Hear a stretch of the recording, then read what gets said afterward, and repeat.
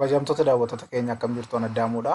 Har'ammoo akkuma waliin baraa turre Photoshop irratti loogoo bareedduun kun akkamitti akka hojjetamtu waliin ilaallachuudha. Qabaa faayila keenya haaraa banuudhaan jalqabna. Faayil jenna. New bakka jettutti kiliik eega goone booda fuula maal irratti hojjechuu barbaannadha. Fuula footoo irratti hojjechuu barbaanna. Seetingii keessan akka barbaadanitti isin filachuu dandeessu. Asii maqaatti laattanii diifooltii maqaa laadhaanii. Kanaa booda seetingii as jiru hunduu bifa isinii ta'uun filachuu dandeessu jechuudha. Fakkeenyaaf wiidiziin 6 7 asii per inchidha. Resolution kun 300 pixel per inch. Colour RGB dha. RGB filanna. Booda background white asii filanneerra. Isin yoo barbaadan gurraachas gootanii fayyadamuu dandeessu. Danda'ama jechuudha. Iddoo kana tuquudhaani. Keessumaa halkayyoo ta'e gurraacha gootanii yoo fayyadamtan ija keessanii baay'eessa jechuudha. Create jennaan eega finne. Create interface nu irratti hojjennu haaraan nu dhufa jechuudha. Barreeffamaan haa jalqabnu. Barreeffama type goone iddoo kana irratti kiliik goone barreeffama barreessina. Mallattoon kun eega isinii dhufte booda booksiin barreeffamaaf akka qophii ta'e isinitti hima. Bakka itti barreessuu barbaadetti kiliik eega gootanii booda barreessuuf qophii akka ta'e kan isinitti mul'isu barreeffamii fooltiin nuu kennu dhufa jechuudha. Isarraa bal'eessineet fiigeenya kan barreessuu barbaanne barreessina jechuudha. Egaa kana barreessinee booda double kiliik gooneet foontii asii foontii isin barbaachisu filachuu dandeessu. Foontii natti tola jedhu filadheera. Kaalarii isaa saayizii isaa booda waan sirreessinuuf rakkoon qabu. Ammaaf garuu saayiziin xiqqoo akka isinitti mul'atuu fi 30 godha. Eegasii booda muuf tuuliidhaan hin filanna. Muuf tuulii irra eega goone booda kiiboordii keenya irraa mallattoo altii tuquudhaan barreeffamicha qabnee diraag goonee gad argina jechuudha. Kunis immoo maaliif nu gargaara? Barreeffamicha koppii gochuudhaaf nu gargaara jechuudha. Hin irraanfatina mallattoo altii tuquudhaani. Keessa barreeffamatti irratti double kiliikii gaafa goonu akkanatti nu gurraachessa jechuudha. Keessatti barreessuuf qophii akka ta'e isinitti himaa jechuudha. Sanaa booda gara biraa barreessuu barbaadan jalatti barreessisu jechuudha.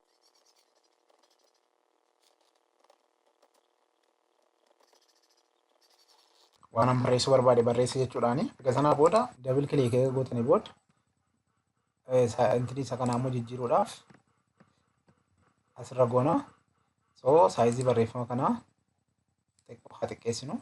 Erga 12 goone booda deebinee mallattoo ishee kana filanna. Ishee kana filanneet saayizii barreeffama isa kanaa xiqqootti dabaluudhaaf iddoo kana ammas kiliik gooneet dabalii wanta kanaa goona 60 goona. 60 eega goone booda mallattoo kana kiliik goona. Amma barbaadan guddistanii xiqqeessuudhaaf baay'ee mala amma arginu irraa dabalata kiiboordii keenya shiiftii keenya kiiboordii keenya irraa qabuudhaan mallattoon kun gaafa nu dhuftu ishee qabnee gadi buusuu ol buusuu dandeenya jechuudha. Kun akka isin argaa jirtan kan xiqqeesse guddisee jechuudha. Amma barbaadan amma ofii keessanii barbaadan pooyintii barbaadan irratti isin guddisee isin xiqqeessa jechuudha. Booda adjustmentii waan goonuuf meeskii hammi kun naga'a. Amma kana godhee asirra kaa'a. Eega kana finnee booda akkas goona. Amma isteepiin itti aanu illibsii tuulii keenya irraa dhufneeti illibsii filannee dhufna. Kiiboordii keenya irraa mallattoo shiiftii qabuudhaan illibsii kaafna jechuudha. 0 dhugaa kaafna jechuudha. Kiiboordii keenya yoo qabuu dhiisnes in kaasa. Garuu kiiboordii keenya irraa shiiftii qabu jechuun 0 sirrii akka nuu kaasuuf nu fayyada jechuudha.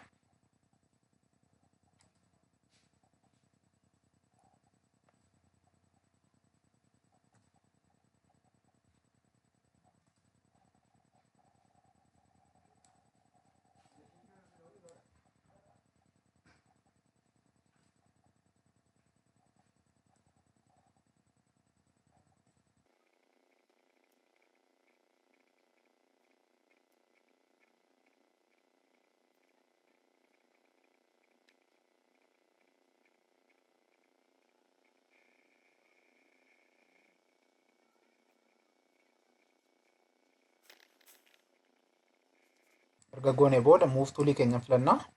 Muuf tuulii keenya filannee asii illibsiiwwanii fi illibsituu filanna jechuudha. Shiiftii keenya qabuudhaan achii booda gara leeyerii keenyaa dhufne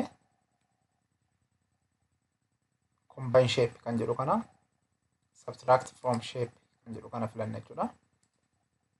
Yeroo goonu haala kanaan keessaa kutee bareedduu nu hojjeteera jechuudha. Egaa kana goonee booda mallattoo altii keenya tuquudhaan ishee kana eega filannee booda mallattoo altii keenya tuquudhaan mallattootti kana koppii goonaa. Koppii eega goonee booda ammas akka sila barannee xixiqqeessina jechuudha. Eega xixiqqeessinee booda inni iddoo kana keenye asii fuunee barreeffama kanatti xiqqoo hin marra jechuudha. Haala margaa jirtaniin bareedeetti nu marame jechuudha. So mallattoo ishee kana fuunee immoo eega itti bunnee booda asii ammas mallattoo rooteeshinii kana fayyadamnee haala kanaan rooteet akka inni ta'u goona jechuudha. Akka itti bareedee rooteet itti ta'eera. Eega akka itti rooteeshinii hojjennee booda peentuulii keenya dinaan filannaa. Peentuulii keenya eega filannee booda iddoo kana kiliik gooneet diraag goonee harkifna jechuudha. Kiliik goonee bichaan dhiifnu irraa sinne iddoo kana kiliik goonaa. Booda deebinee of duuba deebinee mallattoo altii tuquudhaan kiiboordii keenyarraa gaanfattichi sila keessa yaate kana tokko qabnee kun okkeetti qabnee baala bareedduu hojjenna. Egaa sanaa booda mallattoo altii keenya qabuudhaan ishee kana daayirekshinii ishee jijjiirra. Pooyintii lammaffaa iddoo kana tuquudhaan ammas duuba deemnee altii keenyaan mallattoo ishee kana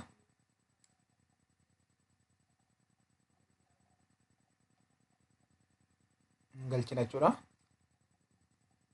Ishee galchineet ishee kanaan immoo baala miidhagduu wayii akka nu hojjetuuf iddoo kana kiliik gooneet duuba deebinee mallattoo altii tuquudhaan akkas goonee booda mallattoo altii keenyaan ishee kana ofirra deebisna jechuudha. Ishee kana immoo baala bareedduu wayii akka nu hojjetuuf isin baala miidhagduu hojjechuu dandeessu jechuudha. An baala kana fakkaattu hojjedheera. Kanaa booda ishee kana hin cufna jechuudha. Baala kana fakkaattu nu hojjeteera. Eega sanaa booda muuftuulii filanneeti fuunee asirra keenya naannoo kana yoo teesse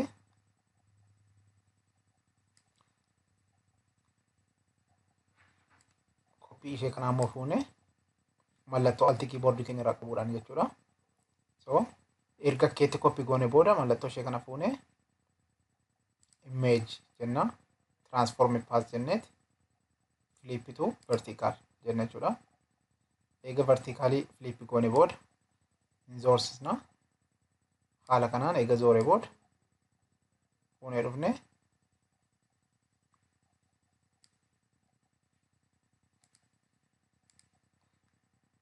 ababaa keenya irra goona jechuudha.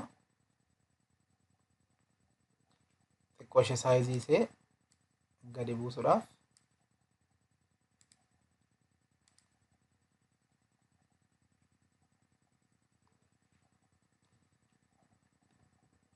haroo keenya tuquudhaan bakka isheen taa'aa jirtu sirreessuu dandeenya jechuudha.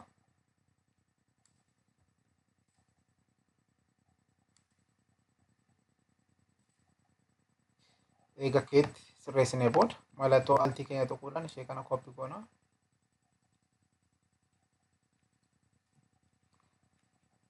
Koppii eega goone booda bifa wantattii kana haa jijjiirru. Eega bifa jijjiirree booda muuftuulii keenya fudhannee dhufnee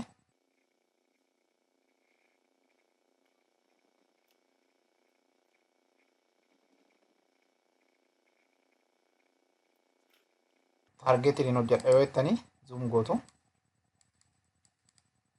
dogoggora malee hojjechuudhaaf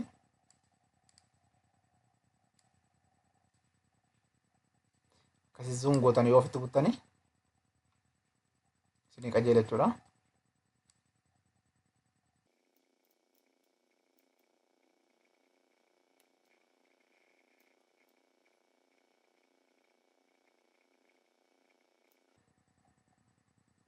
Kanaa booda muuf gochuudhaan eega koppii goonee irra keenya booda ishee kanaa fi illipsii keenya jalqabaa sana filannaa. Shiftii qabuudhaani eega filannee booda leeyer jenna. Leeyerii jala dhufneeti combine shape kan jedhu dhufnee subtract from shape jenna jechuudha. Kunoo hamma haala argitan kanaan bareechanii kuteeraa jechuudha. So kalerii kana bira dhufneeti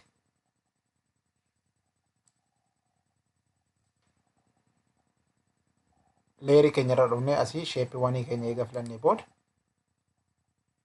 kalerii wal fakkaatu laachuu dandeenya jechuudha. Haala kanaan kalerii bareedduu akkasii hojjenneera jechuudha. So erga kana ta'ee booda maaltu nu hafa? Ammas illipsii keenya filachuudhaan iddoo kana illipsiiwwanii filannaa.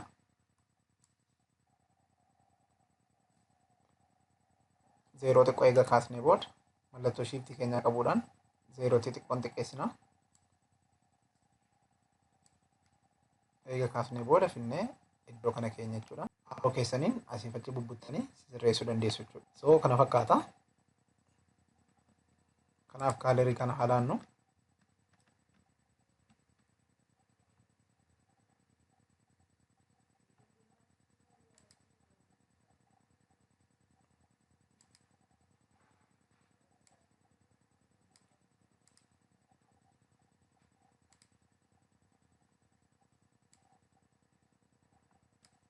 So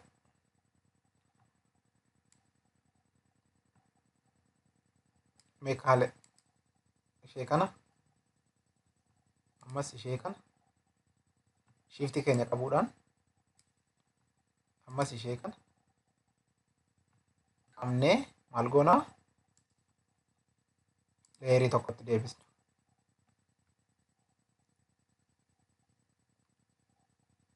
Leeyerii tokkotti eega deebisnee booda yeroo qabnu akkanatti wal faana select nu godhachuudha.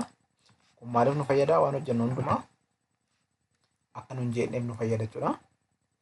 Ammas animeeshinii gara biraa wanta kana irratti daballu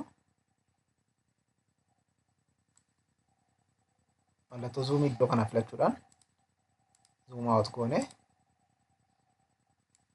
zuum out eega goone booda zuum out gochuun waan biraaf otoo hin taane taargeetilii waan hojjechaa jirru qabatamaadha akka hojjennu nu fayyada jechuudha. So akkuma sila baranne iddoo kana kilik gochuudhaan eega yaasnee booda gara kana dhufnaa. Kanaa booda mallattoo altii kiiboordii keenya irraa tuquudhaan mallattoo ishee kana qabnee karaa ofii keenya barbaannu irra baafnee haala kanaan hojjetan jechuudha. Eega sanaa booda maal goonaa? Iddoo kana kilik goonaa. Iddoo kana kilik gooneeti mallattoo altii tuquudhaan duuba deebinee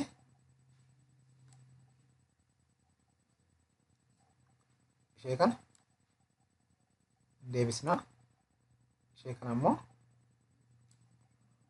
rearrange goona jechuudha.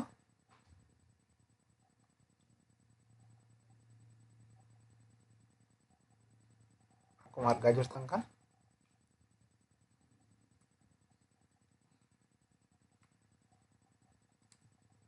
keessaa finnee baasuudhaaf jechuudha. Eega finnee booda itti kilik goonaa. Kilik eega goone booda muuf tuulii keenya filannaa. Kanaafi shiftii keenya qabnee asirraa qabnee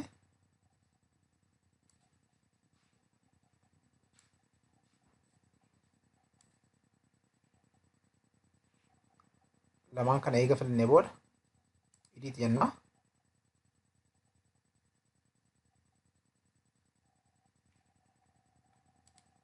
Erga kana lamaanuu filannee booda leeyerii keenya irra dhufnaa.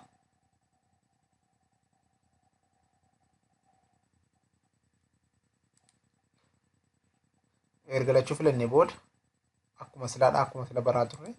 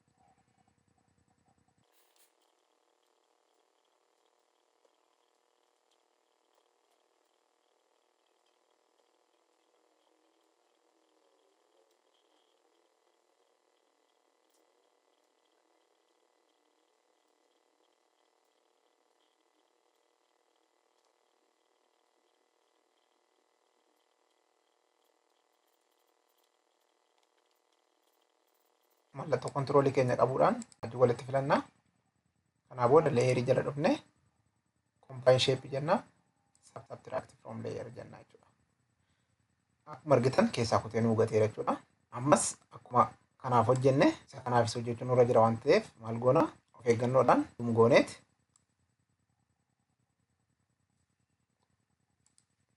zoom goonee of eeggannoodhaan hojjechuun nurra jira. Addana mallattootti kana akkuma sila barree filachuudhaan iddoo kana diraag goona. Eega diraag goonee booda as dhufnee filannaa. Mallattoo alti kiiboordii keenya irraa tuquudhaan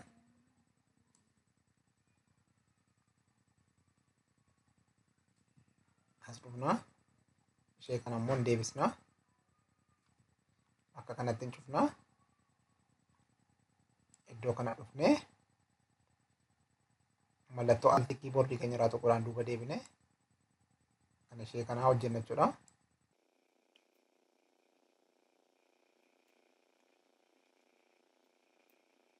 Kanaaf booda hin cufnaa. Eega cufnee booda akkuma baratame move toolii keenyatti deebine amma of eeggannoodhaan mallattoo isheen kun ishee kam akka taate sheepiin nu hojjenne sheepii 4dha. Sheepii 4dha. Sheepii 3 kam akka ta'e ilaallaa. Kun sheepii 3dha. Sheepii 4 kana. Ellipsii 1 kana. Sheepii 2 kana. Kanaafuu sheepii kanaa fi sheepii 4 amma hojjenne kontiroolidhaan tokko gooneet gara leeyerii keenyaa dhufnaa. Combine shape jenna. Kunnee baafnaa jechuudha. Erga xumurree booda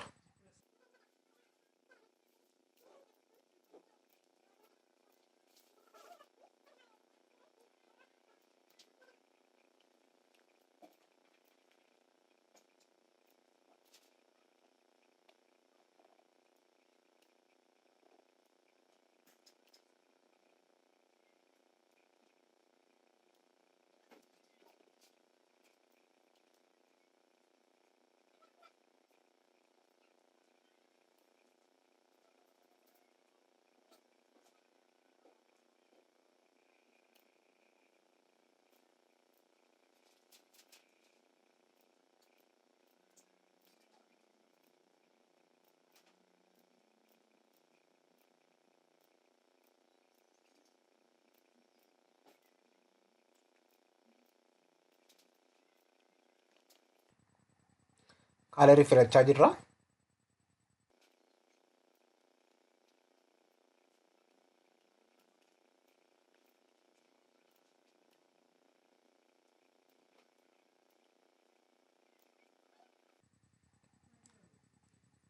Sheepii haala humna.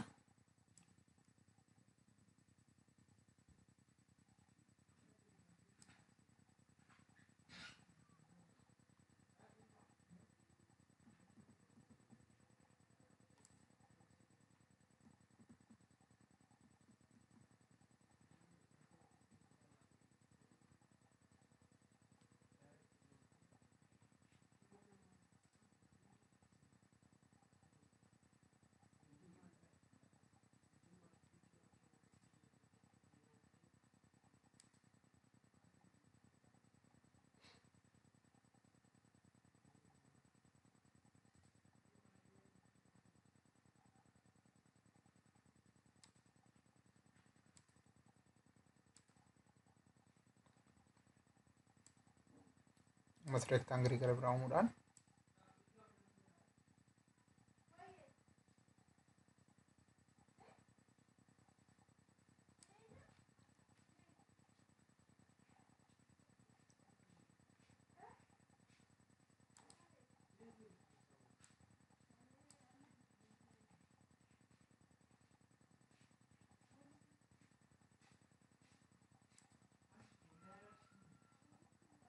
leeyerii keenya jala dhufne combine shape jenne subtract from layer jenna jechuudha. Erga keessatti finnee booda shape kana hundumaa filanneet merge layer goona jechuudha. haala kana fakkaatuun fidneerra jechuudha. So background asii eega ofii goone booda maal goonaa faayilii keenya mookaappii yoo qabdu ta'e mookaappii keessan open gootu yoo qabdan ta'e immoo Google irra galtaniiti mookaappii daawunlood gochuu dandeessu jechuudha. Firii daawunloodii ta'a rakkoo hin qabu. Adobe mookaappii jettanii daawunlood gochuu dandeessu jechuudha. Yoo barbaaddanis koomentii jala isiniin kaa'a jechuudha. Koomentii jalatti naa barreessuu dandeessu. Barbaaddu yoo ta'e koomentii jala isinii kaa'a. Fuula isinii baname kanarra mallattoo ijaa kana tuquudhaan ofii gootu. San booda gara faayila keessanitti deebitaniiti. Faayila keessan qabdanii diraag gootaniiti. Fuula sadaffaa baname kanarratti drop gootu. Drop eega gootanii booda asirra keessaniiti. Saayizii isaa amma barbaaddan guddisuu xiqqeessuu dandeessu. Shiifti keessan qabuudhaan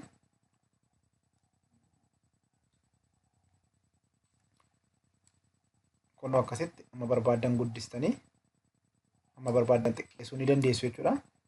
San booda okay jennee kanaa booda mallattoo exiitiin keessaa baanaa yes jenna. Appilaayi godhaa jira. Appilaayi godhee eega fixe booda keetti nuu fixaa mallattoo taanu gaafa xunnu haala kanaan bareedee nuu fixeeraa jechuudha. Loogoo kana fakkaattu hojjenneerra eega loogoo kana fakkaattu hojjennee booda ishee kana fuunee daawunlood goonaa jechuudha. Akkamitti faayilii keenya jala dhufne export jenna. Quick as png iddoo jettu kanarratti kilik gaafa goonu directly faayila keenya keessatti daawunlood nuu godhaa jechuudha. Egaa kanaan gammaa isinii jennu turan addaamuudha. Waan nu hordoftaniif galatoomaa isiniin jenna. Toora yuutuubii keenya subscribe gochuudhaan hojiileen kana fakkaatan gara biroon akkasiin qaqqabuuf mallattoo beelii yookaan bilbilaa sana tuquu dandeessu jechuudha. Galatoomaa.